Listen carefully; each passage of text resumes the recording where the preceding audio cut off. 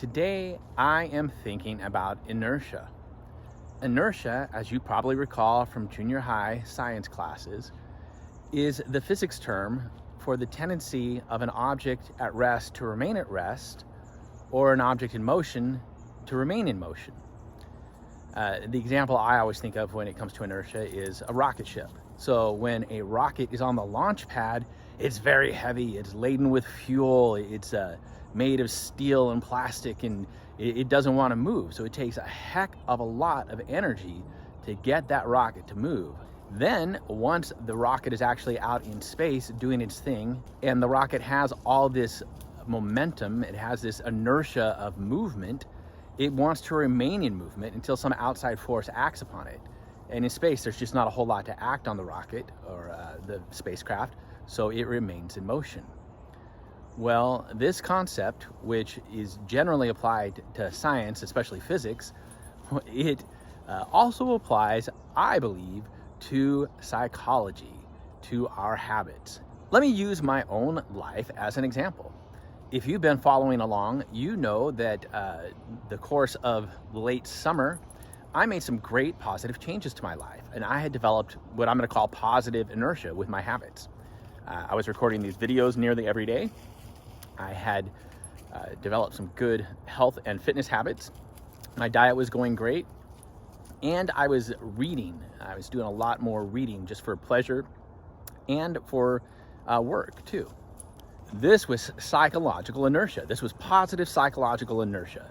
I was moving forward. I had developed some good habits, and the mere act of doing these habits every day made me want to continue doing these habits.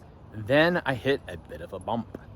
I got into a depressive funk, as I am wont to do. I struggle with depression and have all my life. And this was enough of an outside force to act on this positive inertia and slow me down. And eventually, it didn't just slow me down, it stopped me. And I found myself not following through with the positive habits that I had developed. I stopped recording videos.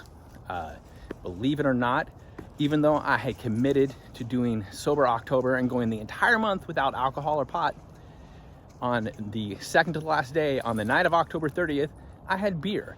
Now, come on, who does that? You go 30 out of 31 days without alcohol, and then on the second to last night, you say, oh, I'm gonna have some beer.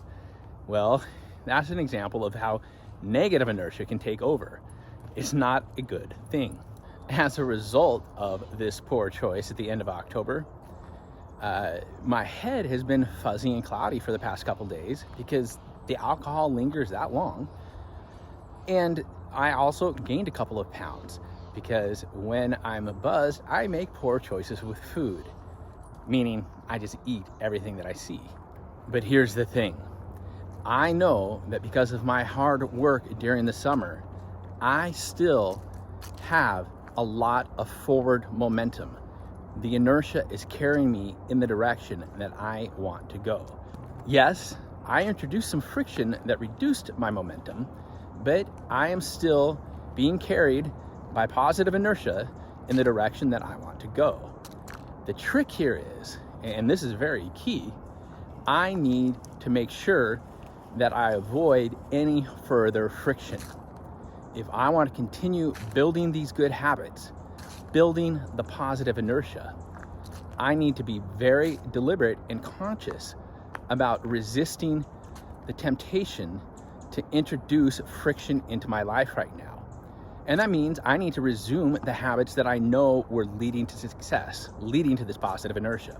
Recording the videos every day, eating right, reading every afternoon. And that's what I'm gonna do. Anyhow, that's it for today. I'm going to spend most of this afternoon glued to the television watching election results, as I'm sure many of you will too. And here's a promise. I will be back tomorrow and every day for the rest of this week with a new video. It's important to me to maintain that positive inertia.